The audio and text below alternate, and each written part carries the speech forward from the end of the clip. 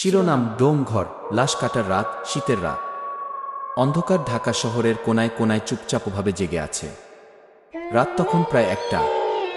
শহরের মানুষ ঘুমিয়ে গেছে, কিন্তু পুরনো ঢাকার চানখারপুল এলাকার এক কোণে অবস্থিত সেই ভুতুরে ডোমঘরে এখনও চলছে অদ্ভুত কর্মকাণ্ড।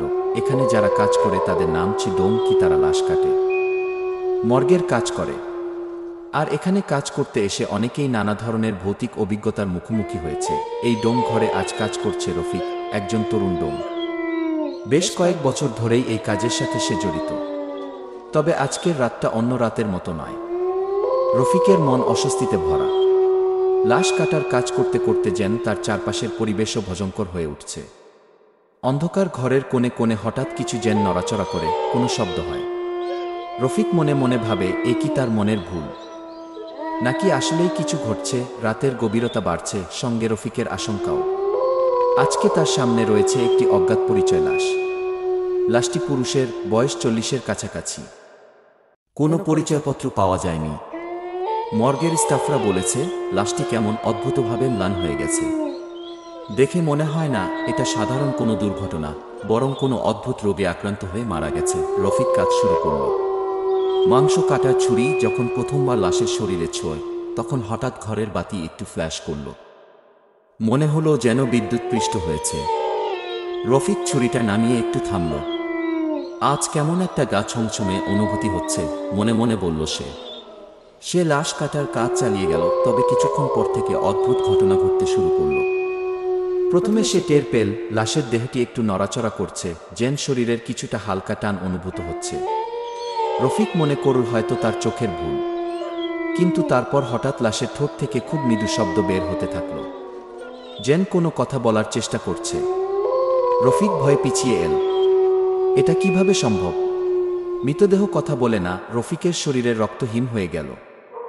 তারপরে হঠাৎ করে চারপাশের বাতিগুলো নিভে গেল। ঘরটা সম্পূর্ণ অন্ধকারে ঢাকা পড়ল। অন্ধকারের মধ্য থেকে একটি গা ছমছমে গর্জন শোনা গেল। রফিকের মনে হলো ঘরের ভিতরে সে একা নয়, তার চারপাশে কোনো অদৃশ্য শক্তি ঘুরছে। সে তৎক্ষণাৎ ছুরি ফেলে দিয়ে দৌড়াতে চেষ্টা করল, কিন্তু দরজার কাছে যেতেই সে দেখল দরজা বন্ধ। হঠাৎ করে পেছন থেকে এক ঠান্ডা হাত তার কাঁধে ছুঁয়ে গেল। রফিক ভয়ে চিৎকার করল। সে পেছনে ফিরে তাকিয়ে দেখল সেই মৃতদেহটি উঠে দাঁড়িয়েছে, আর ঠোঁট থেকে এক অস্বাভাবিক গর্জন বের হচ্ছে। লাশের চোখ দুটি খুলে গেছে, আর সেই চোখের দিকে তাকিয়ে রফিকের মনে হলো যেন কোনো অদৃশ্য শক্তি তার আত্মাকে শুষে নিচ্ছে। রফিক দিশেহারা হয়ে চারপাশে তাকাতে লাগলো, কিন্তু কোনো উপায় দেখছে না। তার শরীরের শক্তি কমে আসছে, আর যেন সময়ও থমকে গেছে। তার মনে হলো ঘরের চারদিকে অদৃশ্য প্রাচীন আত্মাদের ছায়া নাচছে। এই ভয়াবহ পরিস্থিতির মাঝখানে রফিক অনুভব করল সে ধীরে ধীরে বেঁচে থাকার শক্তি হারাচ্ছে। শেষ পর্যন্ত এক অজানা শব্দে ঘরের বাতিগুলো আবার জ্বলে উঠল। কিন্তু তখন রফিকের দেহটা মেঝেতে নিস্তেজ হয়ে পড়ে আছে। তার ঠোঁটে একটি মৃদু হাসি, কিন্তু তার চোখে গভীর আতঙ্কের ছাপ। মনে হলো সে এমন কিছু দেখে গেছে যা অন্যদের বোঝানোর ক্ষমতা তার নেই।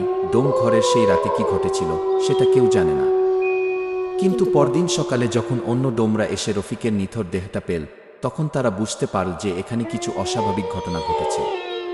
এরপর থেকে ডোম ঘরটিকে সবাই ভয় পেতে শুরু করল, কারণ অনেকেই বলেছিল রাতে সেখানে লাশরা বেঁচে ওঠে, আর তাদের ছায়ার মাঝে থেকে যায় কোনো অজানা শক্তির উপস্থিতি।